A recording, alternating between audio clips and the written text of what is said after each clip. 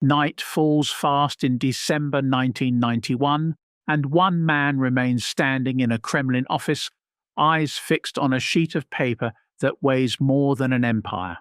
A signature, a handful of seconds, and the red flag that had ruled Moscow is finally lowered, replaced by another cloth, other colours, another world. The shock comes down to one idea: a superpower disappears without an American invasion, without a direct battlefield clash between two armies. So one question burns: how can a war be won with cargo planes, printed circuits, barrels of oil, radio broadcasts, and icy patience? If you like stories where one detail changes the fate of a civilization, subscribe and hit like. Your support genuinely helps this channel reach more people. February 1946. In a Moscow still scarred by the smoke of World War II, an American diplomat, George Kennan, writes a long analysis that will feed a policy. Contains Soviet expansion, wait, hold the line. The idea feels like a wager against time itself. A rigid system will crack under its own weight if it is denied new territory and new resources. On paper it looks clean, almost elegant. In reality it becomes a marathon where one wrong step can spark a nuclear flash. The first test unfolds in a city split in two, where streets turn into borders and windows look into another universe. In June 1948, land access to West Berlin is cut, and more than 2 million residents are trapped in a tightening vice. In the corridors of power, the Soviet math seems simple: leave, force the blockade, or risk war. But the United States and Britain choose a fourth path, a response so logistical it almost sounds absurd. An airlift, day and night, through rain, fog, and darkness, over a Germany still in ruins. Picture the scene like a film. A runway at Tempelhof, floodlights slicing the mist, engines screaming, men in heavy jackets sprinting between pallets. At Berlin's three airfields, Gartow, Tempelhof, Tegel, planes land and take off every minute during peak periods, a mechanical rhythm that feels nearly inhuman. Coal, food, medicine, an entire city kept alive by a choreography of steel. In the end, the blockade fails, and the episode teaches a dangerous lesson. Under pressure, Washington can endure, and Moscow learns that a bluff can carry a price. Then the strategy thickens. A Western military alliance solidifies, a political perimeter tightens, and Europe becomes a silent front line where people count divisions, aircraft, submarines, and above all, nerves. While crises flare elsewhere, another battlefield opens above the clouds. October 1957, a Soviet object, Sputnik, crosses the sky, and its simple beep triggers real panic in an American public suddenly aware of technological vulnerability. The response becomes institutional, scientific and industrial mobilization, a race where innovation turns into strategy and where the showcase of progress matters as much as missiles.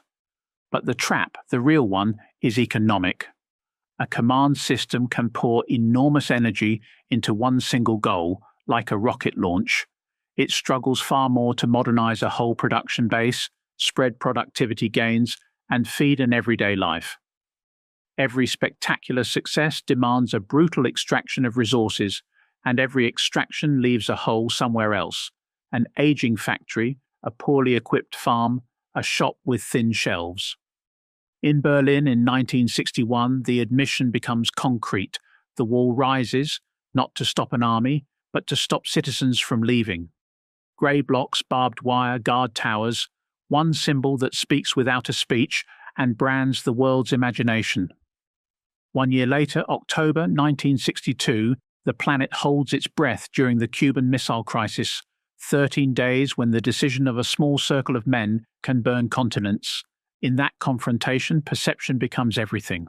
When pressure reaches the edge, a Soviet pullback looks like an acceptable exit versus total ruin, and memory keeps the image of an adversary who retreats when it stares into the abyss.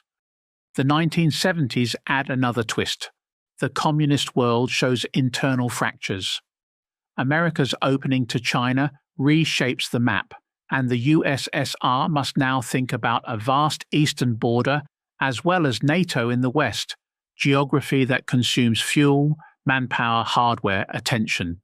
At the same time, a quiet dependence makes the giant vulnerable. Hydrocarbon exports, the need for hard currency, the need to buy abroad what the domestic system cannot reliably provide. Then 1979 arrives like a door slammed shut.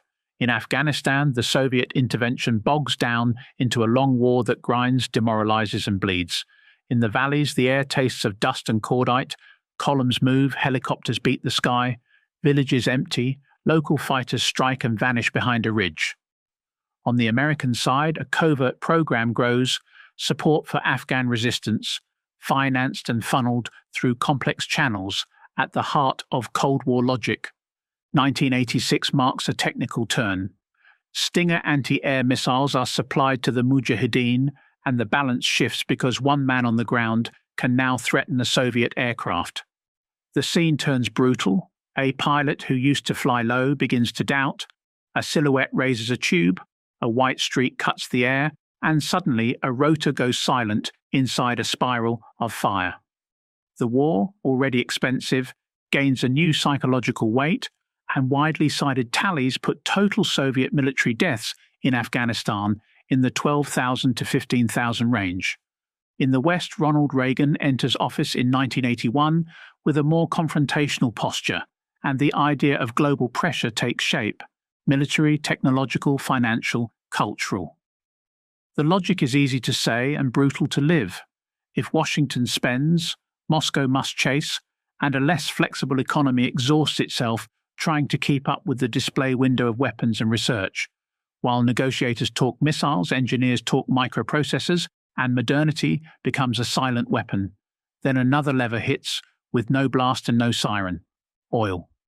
In the mid-1980s, a collapse in prices strips the USSR of part of its hard currency income, and budget fragility worsens.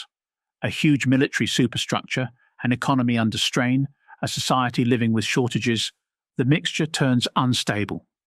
1989 draws near, and the outer empire begins to tremble.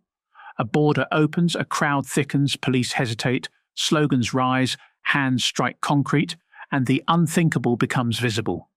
The Berlin Wall falls, and the event accelerates a chain reaction. Eastern European regimes topple one after another, faster than yesterday's reflexes of control. That leaves the USSR itself, the heart of the maze. 1991 arrives with tensions, internal conflicts, and raw power struggles. And suddenly, in August, hardliners attempt a coup. One desperate move to restore control that is already slipping away. In Moscow's streets, fear mixes with rage. Crowds gather, armoured vehicles freeze in place, and authority shows a rare weakness that would have seemed unthinkable not long before. When the putsch collapses, one thing becomes clear: the ideological glue no longer holds. December closes in, and the final mechanism clicks into place. On December 25, 1991, Mikhail Gorbachev resigns, and that evening the Soviet flag over the Kremlin is lowered and replaced by the Russian tricolour. A simple gesture, an enormous symbol. But listen carefully, because the image of the ending still hides a riddle. Even in that instant, rival narratives collide. Western strategic triumph, inevitable internal implosion, or a fusion of both, and archives and historians still debate the relative weight of each force without a single unanimous verdict. And if that flag scene feels like a clean ending, one question remains suspended in Moscow's frozen air. Was the empire defeated? Or did it empty itself from within at the exact moment it tried, one last time, to stay standing? The night still bites into Moscow, and the cold has a cruel way of making everything look sharp. One flag goes down, another goes up, and a superpower fades like ink left in sunlight. The moment looks clean, almost elegant. But behind the scene, inside the wreckage, the Russian Federation moves to the center, and Boris Yeltsin becomes the figure who catches the force of the current. In the corridors, doors slam, phones ring, advisors speak too fast, as if every syllable could delay a fall. Out in the streets, the smell of coal fuel mixes with the steam of cheap tea. People don't argue about grand theories anymore. They count banknotes, they count hours, They count days. And that is where the trap truly closes. The end of the Soviet Union looks like a final scene, when it is also an inventory of debts, ruptures, and decisions taken too late. The economy first. A machine built to produce armor, tractors, quotas, suddenly unable to offer a stable daily life. Shops with empty shelves, lines that stretch, a quiet anger that settles in. A state can make the planet tremble with warheads, but it loses its spell when it can no longer guarantee bread, heat, a simple promise. Legitimacy doesn't collapse in one night, it cracks across repeated winters. Then Afghanistan. For a decade it gnaws at men and at certainty. Picture dark mountains, tracks crushed by wind, rotors beating the air like a metal drum. Then one weapon changes the sky. A fighter lifts a tube, aims, waits, and air superiority becomes a lottery. Every mission costs more. Every return becomes luck. Coffins come home, stories leak out. The idea of a useful sacrifice evaporates. An army can absorb losses, a society absorbs lies poorly once those lies become visible. Technological and industrial pressure plays its part too, with a cruelty that is almost abstract. This is not only about planes or missiles, it is about tempo, the ability to renew, to miniaturize, to standardize, to spread. The world tilts toward computer systems, components, new production methods. A centralized economy can decree priorities, but it struggles to make innovation appear everywhere, all the time, down to the workshop, down to the office, down to ordinary life.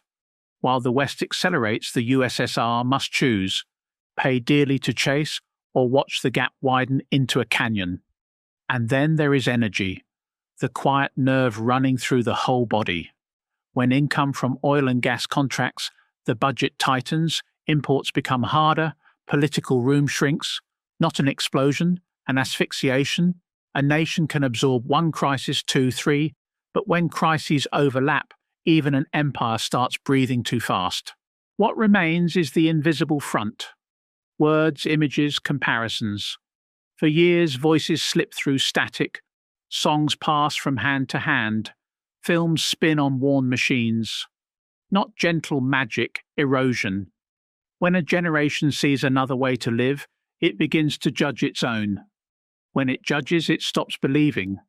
And a system built on historical certainty suffers deeply when certainty turns into doubt. Then comes 1989, the accelerator. A border cracks open, a crowd thickens, slogans rise, the moment is physical, hands striking concrete, chips flying, faces crying and laughing at once. The wall falls, and with it falls the idea that an imposed order will last by habit alone. Satellite regimes let go, security services hesitate. Moscow, exhausted, no longer has the strength, the money, the faith to return to the reflexes of 1956 or 1968.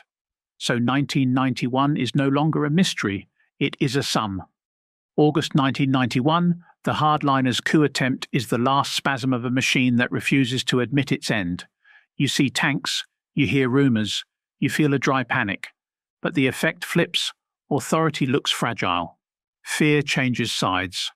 The putsch fails, and the failure says everything. A center that can no longer command, an apparatus that can no longer obey, a population that no longer accepts the script.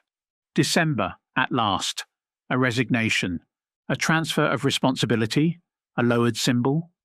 The scene hits hard because it compresses 45 years of confrontation without showing any of it. And here the question hanging at the end of part one gets its answer, without becoming a single sentence. Yes, the Soviet Union emptied itself from within. Economic contradictions, crisis of trust, nationalisms, bureaucracy. But it emptied under constant pressure, outside and inside, like a hull taking on water during a long storm. Western policies do not explain everything. They mattered, they weighed, they sometimes accelerated. Internal causes do not explain everything either. They made the system vulnerable, they widened the gap, they broke the illusion. And that is the enduring legacy. In history, Some victories don't look like a cavalry charge. They look like endurance, a chain of decisions, budgets, alliances, technological bets, symbolic gestures, a patience that waits for an opponent to collide with its own limits, hold the final image like a closing shot in a film. Red square, a wind that cuts skin, pale light on ancient stones, a new flag snapping, not as a perfect promise, but as a sign. A world has tipped, and nobody yet knows the exact price that will be paid for what comes next. A superpower vanishes without a direct invasion, and humanity learns again that an empire rarely dies in one blow. It dies when it can no longer convince its own citizens that tomorrow will be better than yesterday.